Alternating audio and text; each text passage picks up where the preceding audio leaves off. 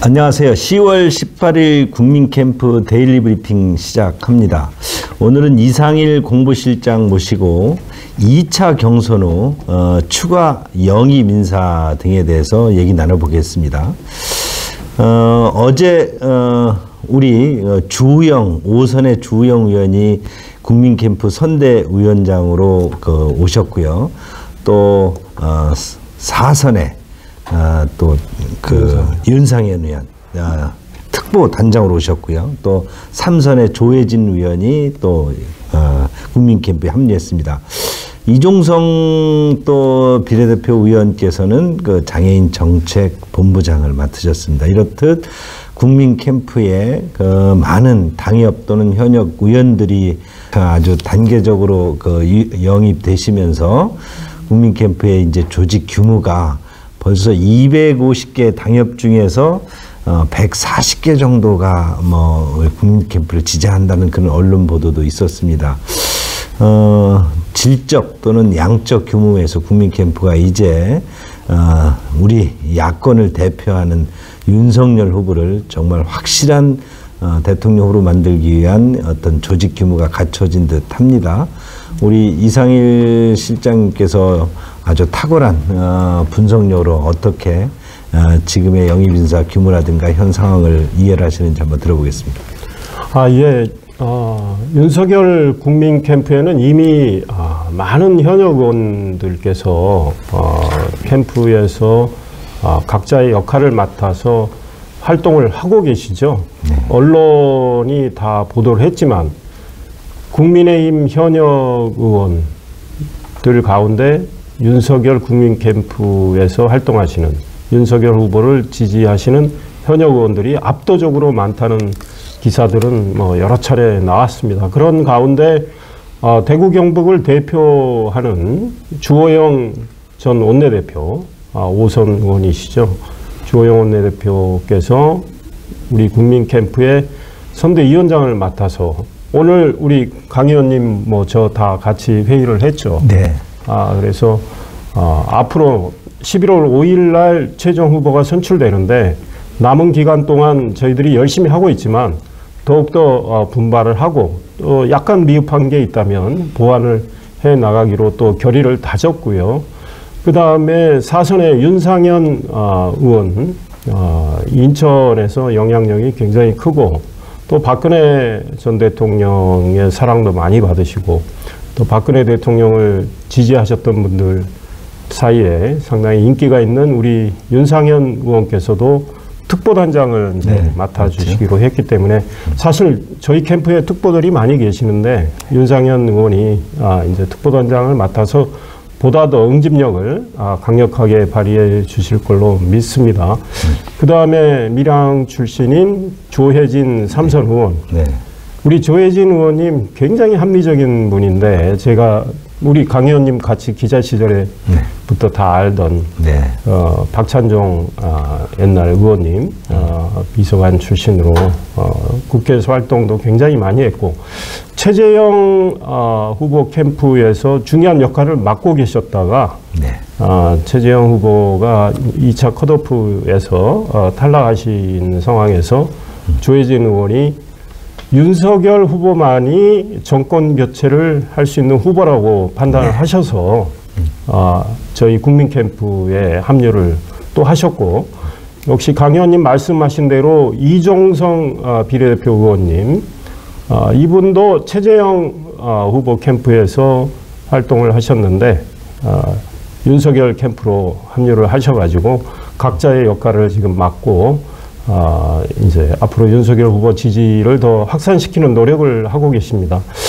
이 대세론이라는 게 사실은 대세론은 또 깨질 수도 있다 이런 이야기도 있지만 대세론이 한번 형성이 되면 그 대세론은 굉장히 강한 바람을 일으키면서 더 확산되는 게 통상적인 이야기인데 우리 주호영 의원님, 윤상현 의원님, 조혜진 의원님, 이종성 의원님 이런 분들이 합류하심으로 인해서 윤석열 후보만이 정권 교체를 할 수 있는 유일한 후보다 이런 인식들이 더 강해지는 거 아닌가 저는 이런 분석하고 있습니다.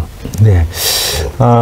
뭐 이상일 실장님께서 잘 분석해 주셨는데 저도 거기 한마디만 더 붙이면 우리 조혜진 삼선 국회의원 정말 적어도 그 이명박 대통령 만들기에 같이 온몸으로 투신했던 경험이 있는데요. 참으로 정무적 감각 또 공보적 감각, 그 미디어 감각이 탁월하고요.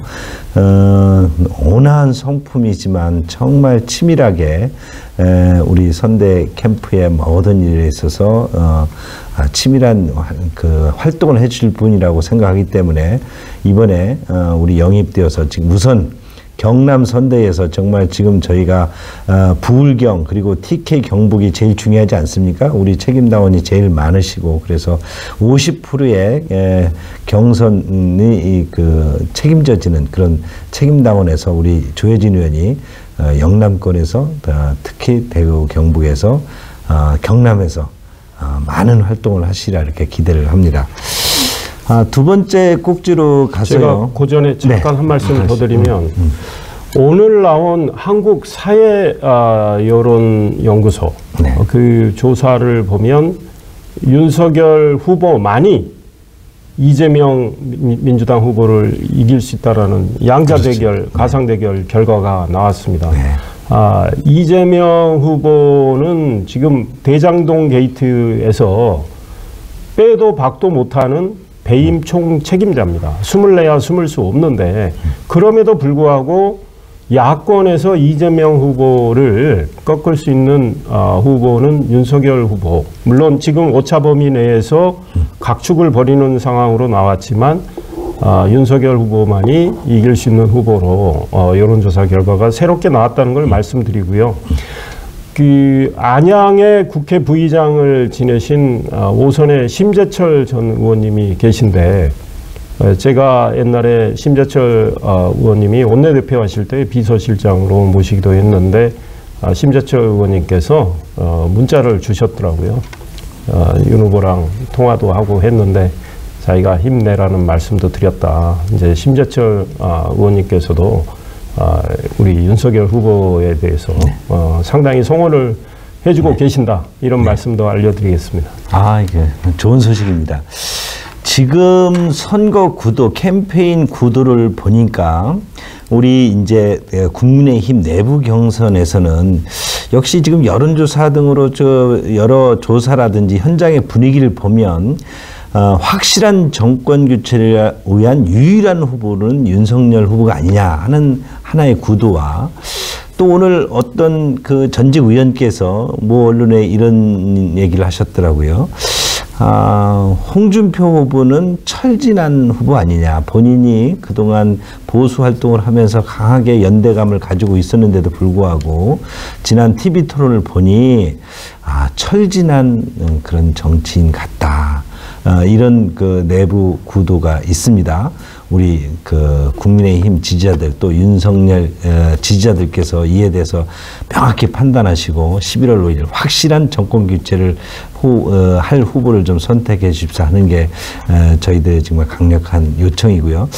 또 이제 그 여야 대결 구도로 보니 역시 그 윤석열 후보만이 저 비리 부패 카르텔을 정말 척결할 후보가 아니냐는 국민적 기대가 여전히 윤석열 후보를 지탱하고 있는 것이고요. 민주당을 보면 이낙연 후보와 경선이 끝나서 이낙연 후보도 어쩔 수 없이 승복은 했다고 하지만 결국 이재명 게이트에 지금 우리 이상일 실장님께서도 좀 더 분석을 해드리겠지만 좀 전에 그 분명히 짚었던 것처럼 이재명 게이트는 더 이상 덮을 수 없는 그런 상황. 저는 예전에 뚝이 구멍에 나서 뚝이 무너지려고 할 때 뭐 팔뚝을 넣고 했던 그런 아주 그 전설적인 이야기 있습니다만 과연 저 무너지는 뚝을 저렇게 손으로 가려서 손으로 막아서 거센 수압을 이겨낼 수 있을지 참으로 의문이 됩니다. 이낙연 후보도 유심히 이를 지켜보고 있을 것이지만 저희들도 이에 대해서 정말 확실하게 오늘 국민의힘 또 많은 국회의원들이 오늘 성남 행안위에서 이 경기 도를 상대로 국감을 벌입니다. 뭐 많은 얘기들이 나오겠지만 정말 제대로 한번 이 뚝을 무너뜨려야 된다고 보고요. 이에 대해서 우리 이상현 실장님 또 원내대표 비서실장도 하셨고 뭐 정치부장으로서 또 전직 국회의원으로서 이 국회를 바라보는 시각이 아주 많을 텐데요. 이에 대해서 좀 분석 좀 해주시죠. 예, 아마 오늘 경기도 국감에서 이재명 경기지사 발뺌하는 거, 꼬리 자르기 하는 거, 이런 소위 말해서 비겁한 태도를 저는 취할 걸로 생각을 합니다. 일단 국감을 받겠다고 해놓고 국감과 관련된 자료 하나도 안 내놨습니다. 그 다음에 국민의힘이 신청한 증인들 다 민주당이 거부했습니다. 왜? 당당하지 못하고 자신이 없고 비리를 감추려고 하기 때문에 그러지 않겠습니까? 아니, 대장동 사업과 관련된 국감이라는 건 누구나 다 압니다. 근데 대장동과 관련된 자료 안 내놓고 대장동 관련된 증인 일절 민주당이 채택하는 걸 거부를 했습니다. 그래서 이재명의 발뺌, 이재명의 소위 책임 전가 이런 것들을 아마 보시게 될 것 같은데, 그럼에도 불구하고 이재명 경기지사는 이 대장동 게이트의 이 수렁에서 헤어날 수 없다고 생각합니다. 이미 언론 보도를 통해서 이재명 성남시장이 2015년 3월부터 추진된 대장동 게이트와 관련해서 본인이 여러 가지 문건에 사인을 한 것들이 나오고 있습니다. 대장동 개발 계획, 분양과 관련된 것들, 토지 수용 관련된 것들 다 본인이 결제한 것들이 나오고 있습니다.